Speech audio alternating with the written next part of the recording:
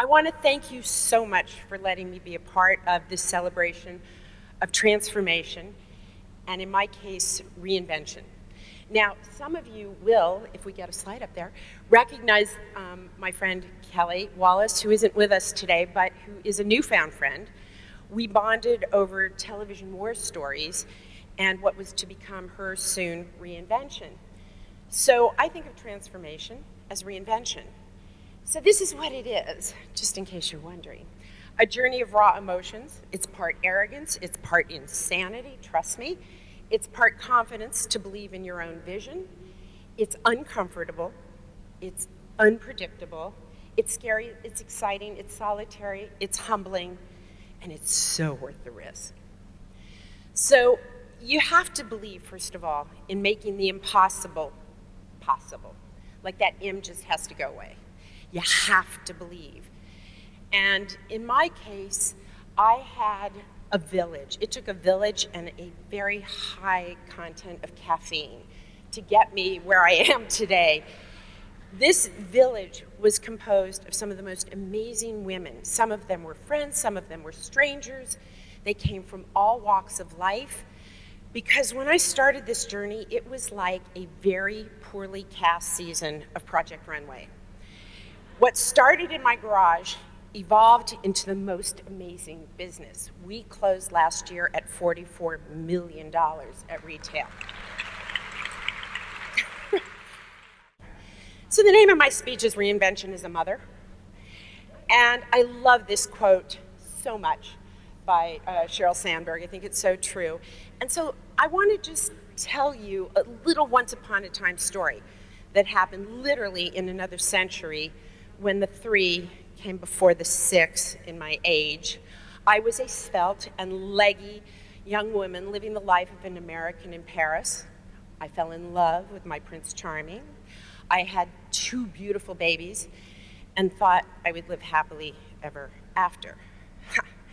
Little did I know that while I was making plans, God was laughing her ass off as mine was expanding. My Prince Charming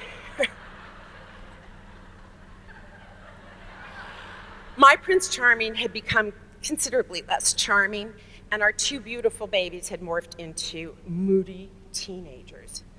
So when ABC knocked on my door with an offer to return to the US under contract, I packed up 20 years of living in Paris, 2 kids, a cat, a dog, and moved back to LA in 2003. Who leaves Paris for LA? Right? I'm just saying. Next slide, please. Sometimes timing is everything, and I will tell you that in my case, my timing couldn't have been worse. But I started to learn about transformation and reinvention when I came back to the US and realized that in this day and age, we are doing it all the time. But in my case, reinvention kind of hit like a midlife crisis that didn't involve sport cars, collagen, Botox, and younger men, although maybe that would have been a really good thing. It was actually a big, huge crisis. The world as I knew it had unexpectedly changed. I wasn't getting any younger, and I was in an industry, the entertainment industry, that eats its young, let alone its menopausal. And I absolutely knew, that the likelihood of my finding a 6-figure deal after the strike and the life that I had been used to was about as likely as finding a natural blonde in Beverly Hills. I had always harbored a secret fantasy to be a clothing designer or a talk show host. Just both were really, really logical choices. But what I did was I started with the fact that there was very little out there that fit my kind of changing body. My closest relationship those days was with gravity. Everything was falling, and I just couldn't find great clothes that I loved. So I started to draw and sketch and design and kept at it all through the writer's strike, which started in '07. And who pops up under reinvention? The amazing Maya Angelou. And I don't know why she makes me cry, but she does. She became my self-anointed Obi-Wan Kenobi throughout this experience. Her words, her wisdom, her experience, a beacon that reminded me that I could make it through and weather this storm. Her story was one of a lifetime of reinvention, raped at the age of 7, mute for years afterwards, a single mother at 17, a performer at a strip joint, which I did not know but found interesting, and operated a brothel. Marguerite Johnson could have easily slid into nameless, faceless poverty instead of becoming what she became for all of us. She was, after all, the quintessential American.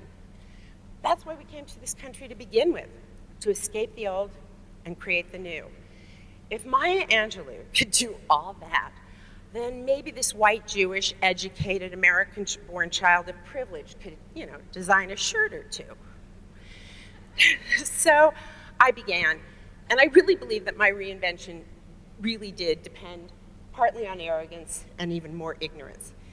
Arrogance to think I could do something I know nothing about, and it's a good thing I was really ignorant, because if I knew how hard it was to do, I wouldn't have done it. But I did. And so when the crash hit and my bank account was drained, I drained the pool, I fired the gardener. Oh, poor me. I turned our guest room into a room which I rented out to a woman who was amazing to me, because I couldn't touch my stocks were gone, everything was gone.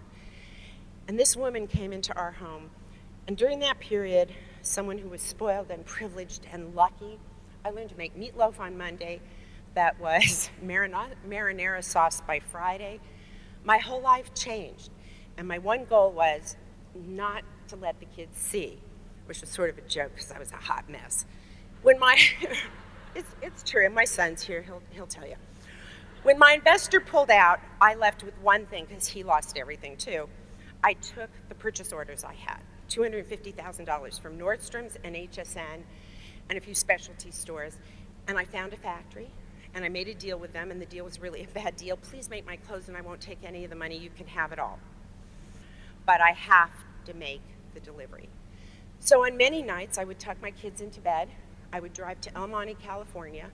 I would take a cat nap on the concrete because I was exhausted.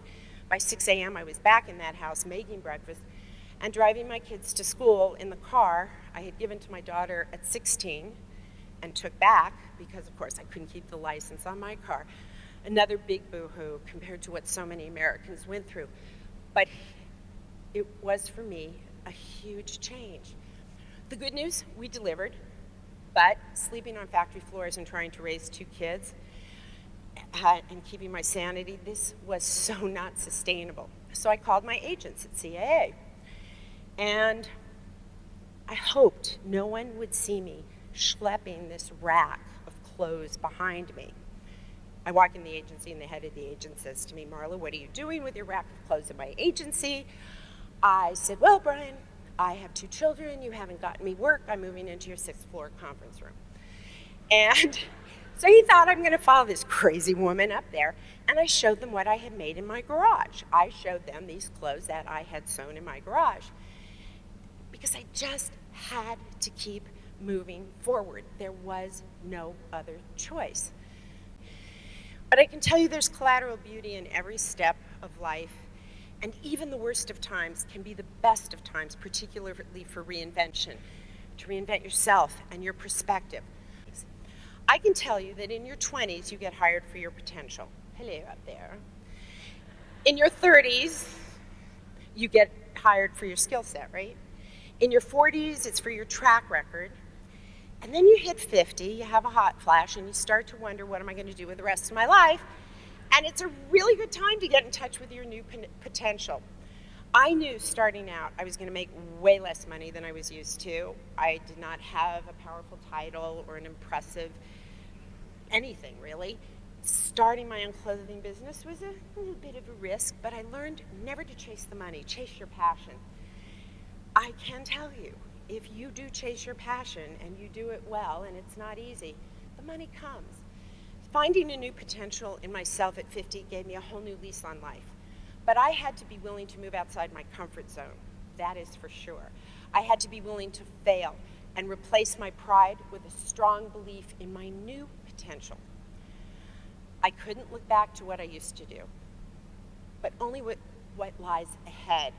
I wasn't going to look over my shoulder or compare myself to my competition. It's useless and meaningless. I just let my passion drive me. Now, it's not a linear process, and it can be scary and uncomfortable. But if you are too comfortable, you're not growing. And if you aren't making mistakes, you aren't learning. You have to be willing to learn, to do your homework, and learn about the sector you want to be in or whatever your transformation or reinvention is going to be. You also have to get fearless and get ridiculous. This next slide, Phyllis was a cop in New York City for 30 years. She's now one of the top models on the morning shows whenever they do clothing segments. Talk about, just ridiculous, crazy reinvention. Change fueled by passion or need can happen for the better, but a few tips. Find, nurture, and maintain strong relationships, which obviously by your being here today you understand. And yes, bridges will burn, and friendships will be lost and found along the way. It is a circuitous path, but you stay the course. It leads to growth, inner strength, awareness, and an ability to face risk and come out the victor. There isn't one way to get there. Follow your instincts guided by careful planning, and keep going when you feel lost, one day at a time. My biggest advice is the law of three. Do 3 things every day to move your life ahead. Make a call, get 3 names of other people you can call. Go to a meeting, get the names of 3 other people that you can go take a meeting with. You can't just keep reorganizing your kitchen drawers in your closet. You have to actually do the work. So it's all part of a journey. In my own quest, I've kind of been fearless about pursuing the future, unafraid of making mistakes, and traversing new territory. So don't be afraid of what you don't know. I am certainly more drawn to the unknown now because it's vastly greater than what I do know. In this new life, it's so true. As long as it's my way, it's good. I have found both the humility and the strength to reach out to people I never met. I ask for help. I seek knowledge. I seek advice. I do rely on the kindness of strangers, family, friends, former colleagues, and most of all, the amazing young people that I've brought into my business. They help me see the world differently. They understand this internet thing. And from they have a different perspective. They give me a new perspective. They teach me every day. You don't go out to play a good game of tennis and pick someone who you can whoop. You want to play with somebody better than you so you can get better. And that's what these young people are doing for me. Age and time can be your best friend, a journey of self-acceptance. When you realize I am what I am, this is it. That's all I got. And make the most of who and what you are and start with that as your basis as opposed to beating yourself up for all the things you're not. It is kind of like the AA of life, it's one day at a time. So own that life of yours, carve your path, and forge your own way. Donna Jones was one of 8 children, put herself through undergraduate, put her through a master's, put herself through law school, and is one of 12 assistant chiefs of police in New York City. She rocks. So, doesn't she?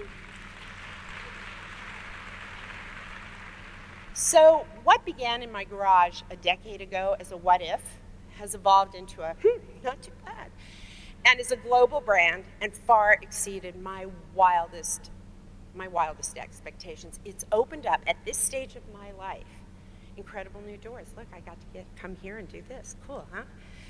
But I do want to leave you with some thoughts of what we need to teach the next generation. For those of you who are mothers, sisters, aunts, there are things we need to teach our daughters, skills that we certainly didn't get in my day and age. To me, one of the things I think is so important is for girls to learn to play team sports.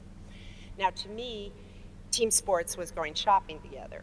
But I think when you learn to be on a team, you learn how to get down, get rough, get tough, win or lose, and then all go out and have a nice time.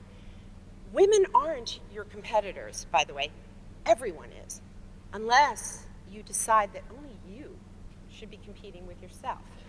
That's really the only person you have to compete against. Otherwise, you are competing against the whole world, not just women, so support one another. Don't take it personally when things don't work, when someone cancels a meeting, when you don't get your way, it'll feel personal. It's business. One of the things that I was not taught was to be financially literate. That is something you must teach your daughters. You must also teach them to be as kind to themselves as you would have them to be to others. They need to learn to write thank you notes. Don't text me. Write a thank you note.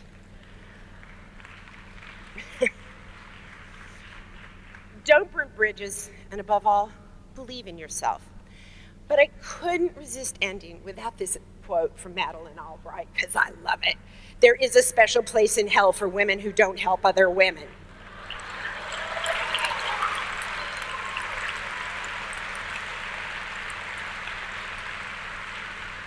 As we reinvent ourselves, let's do it with kindness and gentleness. Let's build relationships. Don't burn those bridges because you may have to cross them again. Compete with yourself. Reach out to your mothers, your aunts, your sisters, your friends, and your mentors. And men have some good ideas too. Ask for help. But one thing I can promise you, when women support each other, incredible things can happen. Thank you.